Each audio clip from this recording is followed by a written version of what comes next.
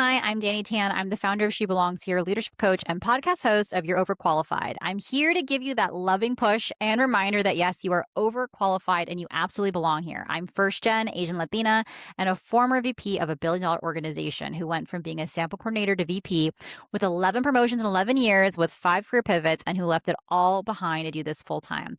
Because I have literally been the woman in the room wondering, do I belong here? And I know that I do, and so do you.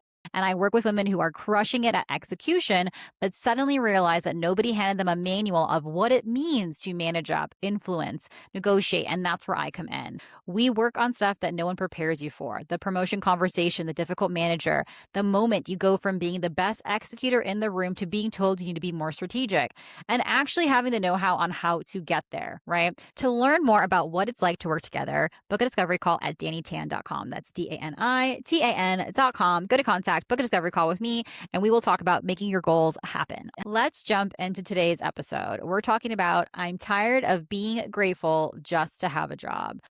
A woman said something to me on a call recently, and I keep thinking about it.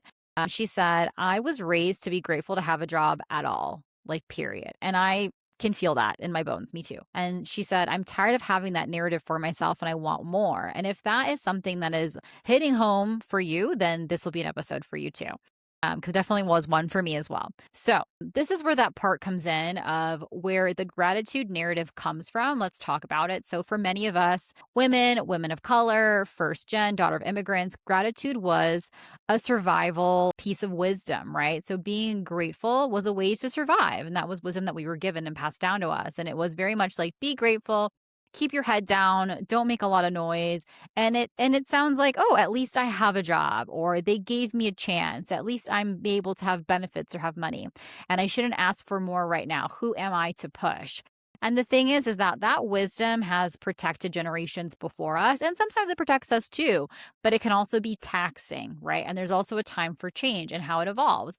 And so there are times where when we are only solely stuck in gratitude, it can cost us something and there's an expense to it. So gratitude priced labor. So doing the job that's bigger, that's more than what you were hired for. It's a bigger title. It's more responsibility, but you're not getting that title. You're not getting the paycheck for that, right? So we don't want to have that. Let's say it's like the interim role that never converts and you're always the interim next level, helping out on that way or in that way and not being compensated for it. It's the stipend for this, for that, but never actually amounts to being something in your permanent salary. It's a promotion that's constantly being delayed for you and for your family and that no one ever circles back to. It's doing that director level work when you're at a manager and you're basically giving them like a 5-figure annual donation as to your employer, being like, yeah, I'm going to give this donation to you of doing director level work, but only being paid as a manager. And so you may start to feel this resentment creeping in. And resentment is when gratitude turns kind of against you, right? And it feels like it's being used against you because you are being grateful, you're working hard, you're kind of pushing yourself, overextending yourself, and then it kind of turns into resentment. And so just thinking of, some of the people that I can share is that like, I know a woman who was running an entire operations for many years. She was always being the go-to for everyone and going in every single direction all at once. And she was always being compensated with like thank yous and small stipends here and there for a conference, for this, for that. But she knew she had outgrown her role, but she kept staying because she kept saying, well, I'm just like grateful to have it. But overall, the thing is that the one who put herself last when it came to what she wanted for herself, when it came to even motherhood. She just never really considered that she was putting all of her goals and all of her wants at the bottom and overextending herself for everyone else. And the thing is that she was being paid below a posted pay band, right, for her level. And she was kind of afraid to name it. And so what happened was that the moment she was able to say, I want more out loud to another person, everything started to change. Because before she was living in this sense of gratitude, like, oh, I'm just grateful to have it. I'm just grateful to people go to me for things. But when she started to realize like, yeah, I'm kind of annoyed that I'm not being compensated for work that I'm doing. And I'm basically giving out a free donation of like a, 5-figure number to my organization by working for them for free as a director, as a manager. And she realized that she was putting her priorities at the bottom, whether that was like motherhood, whether that was spending more time with her family. And she was like, yeah, I'm prioritizing all of them.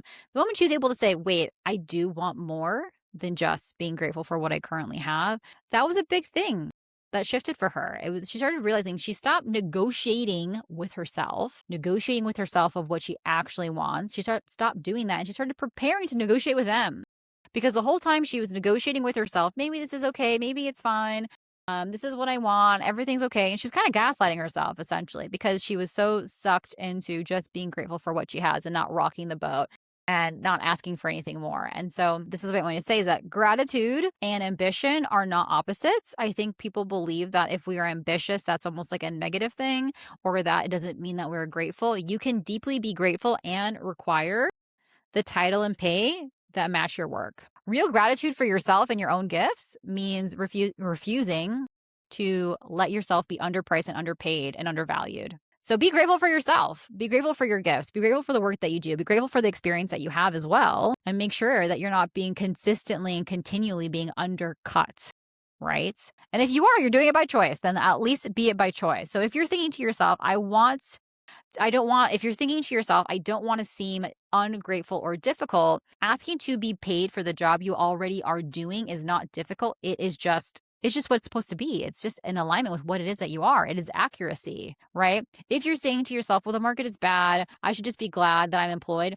The market being hard is a reason to be strategic, not to just be silent and be like, I guess I'll just wait another year. There's always jobs being posted. There's always people being hired. There's always some kind of need. So what makes you feel like you can't be one of those people? So because the market is hard does not mean you should just remain where you are. It means, okay, how can I be more strategic in this current time? And saying like, if you're thinking to yourself, I'll just wait for the next review cycle, the review cycle is where decisions are announced. It's not where they're made. So what are you doing before then to make that happen for yourself, right? Besides just sitting and waiting in gratitude that you're going to be valued.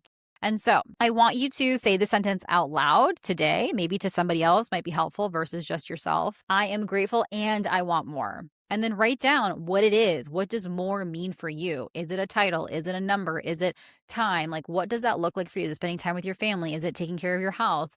I want you to say, I am grateful and I want more. And what does more actually mean for you? And how can you make that happen? And if you're done being paid in thank yous, then book a discovery call with me because we're going to build a plan to get you the title, the money that match what it is that you already have been doing. I do it time and time again.